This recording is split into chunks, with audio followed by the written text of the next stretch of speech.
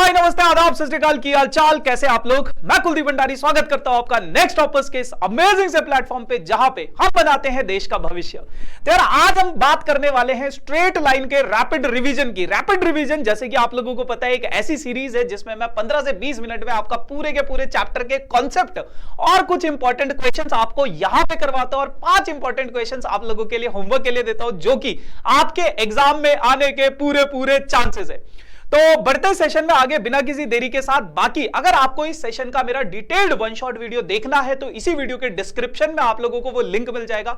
Make sure कि अगर आप लोगों के पास टाइम है तो वो सेशन जरूर देखना, क्योंकि वो 2.5 घंटे का वीडियो है और उसमें मैंने डिटेल में चीजों को समझाया है, एक एक चीज को बारीकी से एक्सप्लेन किया है। ये सिर्फ रिवीजन पर्पस के लिए। तो मैं ये मान के चल रहा हूं कि आप लोगों को स्ट्रेट लाइंस चैप्टर आप लोगों ने पहले पढ़ा हुआ है, आता है थोड़ा बहुत, और यहां पे बस आप रिवीजन के लिए आए हो। तो ये देखो यार, ये मैं बहुत मेहनत करके आप लोगों के लिए बनाता हूं कि एक ही स्लाइड में आप लोगों के जितने भी इंपॉर्टेंट फॉर्मूले हैं, जितने भी इंपॉर्टेंट कॉन्सेप्ट है, वो सारा कुछ बता दूं। जैसे इस चैप्टर में आप लोगों को सबसे पहले क्या पढ़ना है, डिस्टेंस फॉर्मूला पढ़ना है। दो पॉइंट्स के बीच का डिस्टेंस, देखो 2D ज्योमेट्री में हमने क्लास 10th में भी पढ़ा था कि अगर दो पॉइंट्स है x1 y1 x2 y2, उनके बीच का डिस्टेंस होता है x2 माइनस x1 का whole square plus y2 minus y1 का होल स्क्वायर अंडर रूट। ऐसे ही एक होता है सेक्शन फॉर्मूला। सेक्शन फॉर्मूला अगर आपके पास कोई लाइन है जिसके कोऑर्डिनेट्स आपको दिए गए हैं, and points x1 y1 x2 y2, और बीच में कोई पॉइंट है p जिसके कोऑर्डिनेट्स हैं x, y, और वो इसको अगर m रेशो n में डिवाइड कर रहा है, तो आपके पास इनके बीच में जो रिलेशन होगा x is equals to m into x2 plus n into x1 divided by m plus n। ऐसे ही आप y वाला कोऑर्डिनेट निकाल सकते हो। ये सारा कुछ आपने क्लास 10 की कोऑर्डिनेट ज्योमेट्री में पढ़ा है। बट यहां पे आप लोगों के पास एक नई टर्म आती है जिसको हम कहते हैं स्लोप। स्लोप एक्चुअल में होता क्या है? स्लोप बेसिकली tan थीटा को आप स्लोप बोलते हो कि अगर आपके पास दो पॉइंट्स है, उन दो पॉइंट्स का अगर आप स्लोप निकालना चाहते हो x1 y1 x2 y2, इन दो पॉइंट्स को जब मैं ज्वाइन करता हूं तो मेरे पास एक स्ट्रेट लाइन फॉर्म होती है, और उस स्ट्रेट लाइन का जो स्लोप होता है वो होता क्या है कि x एक्सिस से पॉजिटिव डायरेक्शन में, positive direction of the x axis से वो एंटी क्लॉकवाइज डायरेक्शन में, एंटी क्लॉकवाइज डायरेक्शन में कितने एंगल के इंक्लिनेशन पे है, उस एंगल की टेंजेंट फॉर्म को स्लोप बोला जाता है। यहां पे डेफिनेशन का उतना इंपॉर्टेंस नहीं है, बट फॉर्मूले का बहुत इंपॉर्टेंस है। स्लोप यानी कि m से रिप्रेजेंट करते हैं, जो कि tan थीटा के इक्वल होता है। अगर एंगल दे रखा है तो आप आसानी से उसका tan थीटा के फॉर्मूले से स्लोप निकाल सकते हो। लेकिन अगर आपको कोऑर्डिनेट्स दे रखे तो वहां से आप स्लोप कैसे निकालोगे? y2 minus y1 divided by x2 minus x1। अब इसका पूरा डेरिवेशन मैंने उस वन शॉट वीडियो में करवाया है, तो मेक श्योर आप देख सकते हो अगर देखना चाहो तो, अगर आपके पास टाइम है। फिर अगर आपके पास कोई वर्टिकल लाइन है उसका जो स्लोप होता है वो नॉट डिफाइन होता है, और अगर आपके पास कोई हॉरिजॉन्टल लाइन है उसका जो स्लोप होता है वो 0 होता है। उसी प्रकार से अगर आपके पास दो लाइंस है तो दो लाइंस के बीच में बनने वाला एंगल, जैसे एक लाइन ये है एक लाइन ये है, इनके बीच में बनने वाला जो एक्यूट एंगल, दो तरह के एंगल बनेंगे, एक ये होगा एक फाई होगा। तो जो एक्यूट एंगल है, अगर कोई एक्यूट एंगल है थीटा, तो tan थीटा जो होगा m2 माइनस m1, m2 यानी कि इस वाली लाइन का स्लोप, m1 यानी कि इस वाली लाइन का slope divided by 1 upon m1 into m2। फिर अगर आपके पास दोनों लाइंस परपेंडिकुलर हैं तो उनके स्लोप्स का जो रिलेशन होगा वो होगा m1 into m2 is equals to -1, और अगर दोनों लाइंस पैरेलल हैं तो दोनों के दोनों स्लोप्स क्या हो जाएंगे? आपस में बराबर हो जाएंगे। ये बहुत बेसिक सी टर्म्स है आप लोगों के पास इस चैप्टर में। फिर बात करते हैं कि आपके पास अगर किसी भी लाइन की आपको इक्वेशन बनानी है या इक्वेशन दे रखी है, उससे आपको अलग अलग चीजें निकालनी है, तो कैसे निकालोगे? तो यहां पे हम इक्वेशन ऑफ लाइंस बेसिकली पढ़ते हैं इस चैप्टर में, जिसमें सबसे पहला आता है आप लोगों के पास पैरेलल टू एक्स एक्सिस। अगर कोई लाइन एक्स एक्सिस के पैरेलल है तो उस लाइन की इक्वेशन हो जाएगी y is equals to a। मान लो वो y एक्सिस को a पॉइंट पे इंटरसेक्ट कर रहा है तो उस लाइन की इक्वेशन हो जाएगी y is equals to a। कोई लाइन अगर y एक्सिस के पैरेलल है तो उसकी इक्वेशन हो जाएगी x is equals to b। ये आपने क्लास 9th के कोऑर्डिनेट ज्योमेट्री में पढ़ी हुई है चीजें। अगर वो x एक्सिस को b पॉइंट पे कट कर रहा है तो आपको पता है वो y एक्सिस के पैरेलल बना देगा, है ना।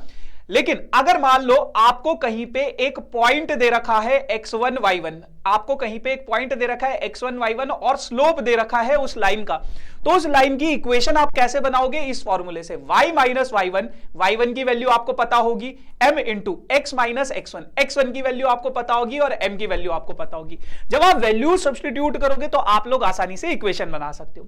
उसी तरह से आता है 2 पॉइंट फॉर्म। 2 पॉइंट फॉर्म में आपको 2 पॉइंट्स दे रखे होंगे, x1 y1 और x2 y2, ये 2 पॉइंट्स आपको गिवन होंगे। तो आप कैसे इक्वेशन बनाओगे? यहां पे आधा अधूरा लिखा हुआ है शायद, x माइनस x1 भी आएगा, y अपॉन, अच्छा नहीं, पूरा है भाई ठीक है, y minus y1 upon x minus x1, y minus y1 upon x minus x1 is equals to y2 minus y1 divided by x2 minus x1। अब आपको y1 पता है, x1 पता है, y2 पता है, y1 पता है, x2 पता है, x1 पता है, सब कुछ पता है, बस x और y नहीं पता। और इक्वेशन ऑफ लाइन जो बनती है वो बनती भी इसी फॉर्मेट में, ax plus by plus c equals to 0। यही तो स्ट्रेट लाइन की इक्वेशन होती है, बचपन में सीखा था।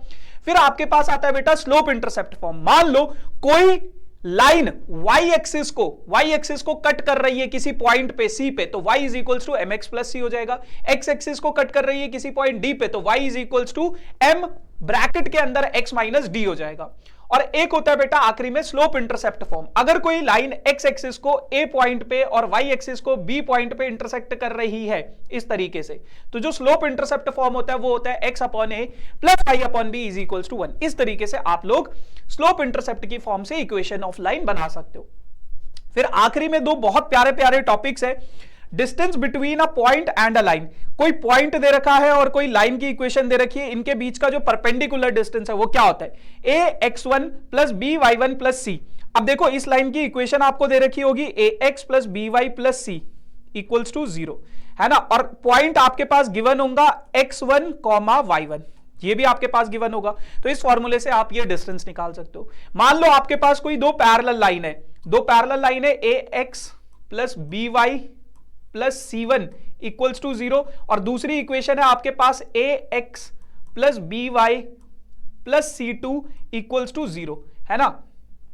तो यहां से आप लोग इस फॉर्मूले से पैरेलल लाइंस के बीच का परपेंडिकुलर डिस्टेंस निकाल सकते हो, c2 माइनस c1 का mod divided by under root of a square plus b square. अच्छा, आप एक चीज याद रखना, कभी कभार ना a और ये जो यहां पे हम क्या कंडीशन ले रहे हैं कि दोनों पैरेलल लाइंस के x और y के कोएफिशिएंट इक्वल है। अगर इक्वल नहीं होंगे तो आप उनको आसानी से इक्वल करवा सकते हो किसी भी इक्वेशन को मल्टीप्लाई करके, है ना। 10th क्लास में हमने पढ़ा था दो पैरेलल लाइंस की जो कंडीशंस होती है, क्या होता है, a1 upon a2 is equals to b1 upon b2 does not equals to c1 upon c2। तो इन दोनों को आप इक्वल कर सकते हो मल्टीप्लाई करके। तो ये इस चैप्टर का एक क्विक रिकैप था। अब जानते हैं इस चैप्टर के कुछ इंपॉर्टेंट सवालों को कि आपकी अप्रोच क्या होनी चाहिए। कहता है कि in what ratio does these points, दो पॉइंट्स है ए और बी, ए के कोऑर्डिनेट्स दे रखे, बी के कोऑर्डिनेट्स दे रखे। कहता है कि कोई लाइन है जिसकी इक्वेशन आपको दे रखी है ये जो लाइन है इस ए और बी से फॉर्म होने वाली लाइन को किसी रेशो में डिवाइड कर रहा है। मान लो के रेशो 1 में डिवाइड कर रहा है, आपको वही बताना है क्या रेशो होगा। तो मान लो ये जो जिस पॉइंट पे कट कर रहा है वो है अल्फा कॉमा बीटा। अब इस लाइन की इक्वेशन अगर आपको दे रखी है, x plus y is equals to 4, तो इस लाइन पे आने वाले सभी पॉइंट्स इस लाइन की इक्वेशन को सेटिस्फाई करेंगे। यानी कि अगर मैं x की जगह पे अल्फा रखूं, y की जगह पे बीटा रखूं, तो वो भी इस इक्वेशन को सेटिस्फाई करेंगे। तो आपके पास आ गया alpha plus beta is equals to 4। अब हमने बचपन में पढ़ा था 10th ग्रेड में कि अगर मैं अल्फा निकालना चाहता हूं तो सेक्शन फॉर्मूला से अल्फा की वैल्यू आ जाएगी ये, सेक्शन फॉर्मूला से बीटा की वैल्यू आ जाएगी ये। और जब मैं इस इक्वेशन में अल्फा और बीटा सब्स्टिट्यूट करूंगा, फिर इसको एलसीएम लेके इधर भेजूंगा, 1 से 1 कट गया, 12k is equals to 4k plus 1, 4k plus 4 हो जाएगा। तो यहां से जब आप सॉल्व करोगे तो k की वैल्यू आ जाएगी 1/2, यानी कि 1:2। तो यह आपके पास k का वैल्यू आ जाएगा, वही रेशो हो जाएगा। फिर कहता है the slope of a line is double the slope of another line. कह रहा है कि दो लाइन है, एक लाइन का स्लोप m है तो दूसरी लाइन का स्लोप क्या है, 2m है, उसके डबल है। कहता है the tangent of the angle between them is 1/3। उनके बीच का जो एंगल टेंजेंट है, tan थीटा जो है, जो एंगल बना रहा है उसका जो टेंजेंट है, यानी कि ये एंगल बिटवीन टू लाइंस, तो वो कितना है 1/3। तो अभी आपने फॉर्मूला पढ़ा था एंगल बिटवीन टू लाइंस का, यही था ना। तो जब मैं m2 की जगह पे 2m, m1 की जगह पे m और ये चीजें सब्स्टिट्यूट करता हूं तो 1/3 मॉड, इन दोनों को माइनस करूंगा, m बचेगा, m इंटू m कितना हो जाएगा 2m², ये बच जाएगा। अब ध्यान रखना, जैसे ही मैं मॉड हटाऊंगा तो देखो एक बारी पॉजिटिव वाला केस लूंगा और एक बारी मैं यहां पे क्या ले लूंगा, नेगेटिव वाला केस। क्यों? क्योंकि आपको पता है मॉड x का मतलब क्या होता है, पॉजिटिव x भी हो सकता है, x की वैल्यू अगर मैं निकालूं तो वो क्या हो सकती है, पॉजिटिव x भी हो सकती है और नेगेटिव x भी हो सकती है। तो मैंने एक बारी पॉजिटिव वाला केस ले लिया, एक बारी नेगेटिव वाला। अगर मैं पॉजिटिव वाले केस को लूंगा, इसको इधर और इसको इधर मल्टीप्लाई कराऊंगा तो मेरे पास ये एक प्यारी सी क्वाड्रेटिक इक्वेशन बनेगी। अब जब मैं इस क्वाड्रेटिक इक्वेशन को सॉल्व करूंगा तो m की दो वैल्यूज आएंगी, एक होगा 1 और एक होगा 1/2। उसी प्रकार से जब मैं नेगेटिव वाला केस लूंगा तो यहां से इसको इधर भेजूंगा तो फिर दोबारा से मेरे पास एक क्वाड्रेटिक इक्वेशन बनेगी। अब इस क्वाड्रेटिक इक्वेशन को सॉल्व करने से m की दो वैल्यूज आएंगी, -1 और -1/2। अब अगर m की 4 वैल्यूज आ गई, ये 4 वैल्यूज आ गई, तो 2m की भी 4 वैल्यूज होंगी, 2 से मल्टीप्लाई कर दो, 2 से मल्टीप्लाई कर दो, 2 से मल्टीप्लाई कर दो। तो ये आप लोगों के पास इसके स्लोप्स जो आपको दे रखे है ना, अलग अलग वैल्यूज आ जाएंगी। अगला सवाल क्या कहता है, find the equation of the perpendicular bisector of the line joining the points this and this. कह रहे हैं कि आपके पास ये दो पॉइंट हैं, इन दोनों पॉइंट्स से जब मैं ज्वाइन करता हूं तो एक लाइन फॉर्म होगी, उस लाइन का जो परपेंडिकुलर बाइसेक्टर होगा, यानी कि दो बराबर हिस्सों में बांट रहा है और 90 डिग्री का एंगल फॉर्म कर रहा है, इस लाइन की इक्वेशन आपको बतानी है एमपी की। अब देखो लाइन की इक्वेशन आप कैसे बताओगे, जब आपको स्लोप पता होगा या कोई पॉइंट x1 y1 पता होगा या फिर दो पॉइंट पता होंगे x1 y1 x2 y2, है ना, तभी तो आप slope equation of a line बता सकते हो, या तो फिर इंटरसेप्ट पता होगा। तो अब आपको दिमाग लगाना है कि मैं कौन से कंडीशन का यूज करके इक्वेशन ऑफ लाइन बना सकता हूं। तो देखो क्या मैं इस लाइन का स्लोप निकाल सकता हूं, बिल्कुल निकाल सकता हूं। कैसे? पहले मेरे पास ये जो लाइन है AB, मैं इसका स्लोप निकाल लेता हूं। तो AB का स्लोप कैसे निकालूंगा, y2 minus y1 divided by x2 minus x1 से, तो स्लोप ऑफ AB कितना आ जाएगा, -2। फिर मुझे पता है कि अगर दो लाइंस परपेंडिकुलर होंगी तो उनके स्लोप्स का जो मल्टीप्लाई हो जाएगा वो कितना हो जाएगा, -1 के इक्वल, तो 2 इंटू m2, यानी कि m2 का वैल्यू कितना हो जाएगा, 1/2। यहां से मैंने इस लाइन का जो MP है इसका स्लोप कितना है, m2, इसका स्लोप मैंने निकाल दिया कितना, 1/2 निकाल दिया। अब मुझे इसका स्लोप पता है और अल्फा कॉमा बीटा, क्या मैं इसको निकाल सकता हूं, सेक्शन फॉर्मूला, रेशो दे रखा है, तो अल्फा और बीटा की वैल्यूज को भी मैं आसानी से x1 plus x2 divided by 2, y1 plus y2 divided by 2, वहां से मैंने अल्फा और बीटा की वैल्यू भी निकाल दी। अब मुझे ये पॉइंट भी पता है, स्लोप भी पता है, एक स्लोप पता है और पॉइंट पता है, तो क्या मैं इक्वेशन ऑफ लाइन नहीं बना सकता? तो equation of line MP using slope point form, ये वाले फॉर्मेट से अगर मैं चीजों को रखूं, y की वैल्यू पता नहीं है लेकिन y1 पता है, -1, तो माइनस माइनस प्लस हो जाएगा, x माइनस x1, स्लोप 1/2, इधर भेजोगे तो मल्टीप्लाई होगा, तो 2y plus 2 is equal to x minus 4 आ जाएगा। सब कुछ उधर भेजोगे, और सॉरी सब कुछ RHS में भेजोगे तो आपके पास फाइनली ये इक्वेशन बच जाएगी जो कि MP की इक्वेशन है। क्लियर है? अगला सवाल कहता है find the equation of a line which passes through the point this and the intercept on the x is equal in magnitude but opposite in sign. कह रहे हैं कि आपके पास एक लाइन की इक्वेशन आपको बतानी है, इस लाइन की इक्वेशन आपको बतानी है जो एक्स एक्सिस और वाई एक्सिस पे कट कर रहा है, लेकिन उनके जो इंटरसेप्ट का साइन है वो नेगेटिव है, मतलब ऑपोजिट है, एक का -a है, एक का a है। तो x एक्सिस पे जो इंटरसेप्ट बना रहा है वो a है और y एक्सिस पे जो मैंने मान लिया वो कितना है, -a है। तो स्लोप इंटरसेप्ट फॉर्म से मैं चीजें बना सकता हूं। अब अगर मैं सॉल्व करूं, a मैंने कॉमन ले लिया है ना, तो a को अगर मैं इधर शिफ्ट कर दूं तो क्या हो जाएगा, x minus y is equals to a। लेकिन ये जो लाइन है उसने बोला है कि ये जो लाइन है ये -3,7 से पास होती हुई जा रही है, -3,7 से। अगर ये -3,7 से पास होती हुई जाएगी तो इस इक्वेशन को सेटिस्फाई करेगी। x की जगह पे -3 रखा, y की जगह पे -7 रखा, तो a की वैल्यू आ गई कितनी, -10। अब वापस से इसी इक्वेशन में अगर मैं a की वैल्यू सब्स्टिट्यूट कर दूं तो मेरे पास इस इक्वेशन की लाइन, इस लाइन की इक्वेशन मिलके बन जाएगी। समझ रहे हो? तो ऐसे आपको इस सवाल को सॉल्व करना है। 2 सवाल और हैं, उसके बाद 5 आप लोगों के लिए होमवर्क के लिए दूंगा। बहुत इंपॉर्टेंट सवाल है डिस्टेंस फॉर्मूला के ऊपर। कहता है कि आपके पास 2 इक्वेशन है, एक इक्वेशन ये है, एक लाइन की इक्वेशन ये है। ओरिजिन से ये जो लाइन है ये P1 डिस्टेंस पे है, ये जो लाइन है ओरिजिन से P2 डिस्टेंस पे। अब देखो आपको ओरिजिन के कोऑर्डिनेट्स पता है 0,0 और P1 जो है डिस्टेंस है इस लाइन का जिसकी इक्वेशन ये दे रखी है। फिर उसी तरीके से ओरिजिन से P2 डिस्टेंस पे एक दूसरी लाइन है जिसकी इक्वेशन आपको ये दे रखी है। अब अगर मैं डिस्टेंस फॉर्मूला लगाऊं तो ओरिजिन के कोऑर्डिनेट्स तो 0 और यहां पे A क्या है सेकेंड थीटा, B क्या है कॉसेक थीटा और ओरिजिन के coordinate x1 y1 0,0 minus plus C2 मतलब जो भी इसका C वाला कोऑर्डिनेट है माइनस A है divided by under root A square plus B square.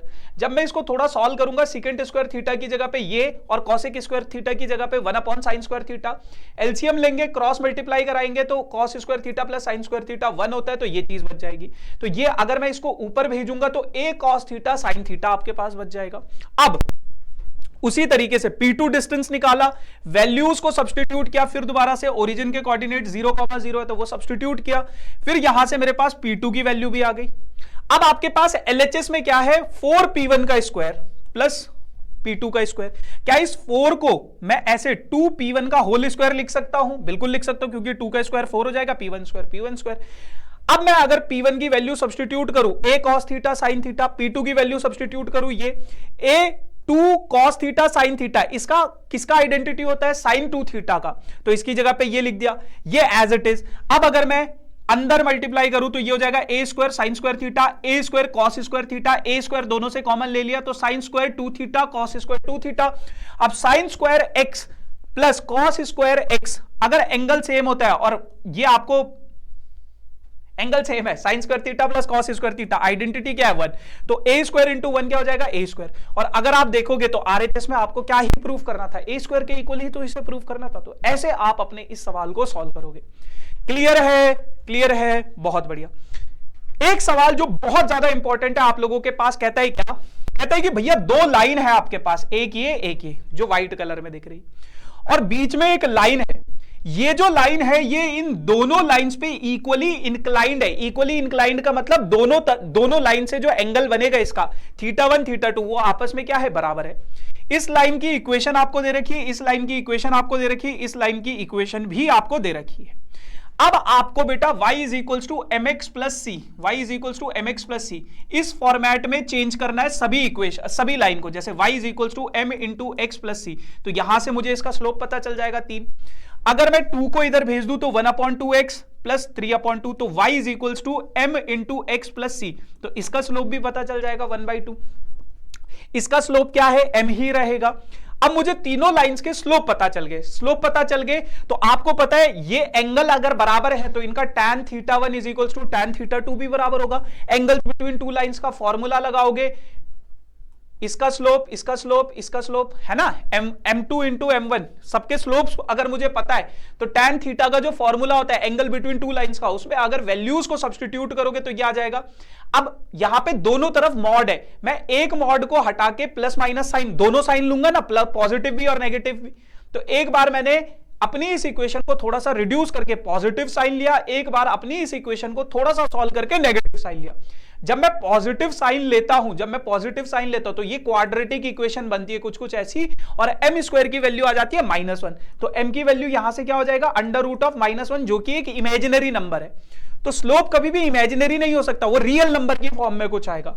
तो ये वाला केस क्या हो जाएगा, नेग्लेक्ट हो जाएगा। अब मैं नेगेटिव वाला केस लेता हूं, इसको इधर भेजूंगा, ये देखो यहां पे इस इक्वेशन को अगर मैं सॉल्व करूं तो ये मेरे पास फाइनली एक क्वाड्रेटिक इक्वेशन बनकर आती है। कमेंट सेक्शन में मुझे यहां पे m की वैल्यू बतानी है, आपको वही बताना है what is the value of m। तो m की वैल्यू क्या होगी वो आप लोग मुझे कमेंट सेक्शन में जरूर बताना। बाकी yes guys, this is all about for this session. मैं हट जाता हूं थोड़ी देर के लिए। ये 5 क्वेश्चंस जो आप लोगों के लिए होमवर्क क्वेश्चन है, आप लोग इन क्वेश्चंस को जरूर प्रैक्टिस करना। जैसे कि आप लोगों को पता है रैपिड रिवीजन में मैं इसी तरीके से कराता हूं, कॉन्सेप्ट बताता हूं, कुछ 4-5 सवाल आपको करवाता हूं और 4-5 सवाल आपको होमवर्क के लिए देता हूं। तो टोटल 15 से 20 मिनट में आप लोगों के पास 10 ऐसे क्वेश्चंस मिल जाते हैं जो आप लोगों के लिए सुपर डुपर इंपॉर्टेंट है। So thank you so much for this amazing session guys. अब हम मिलेंगे किसी नए सेशन में नई कहानी के साथ, तब तक के लिए टाटा बाय बाय।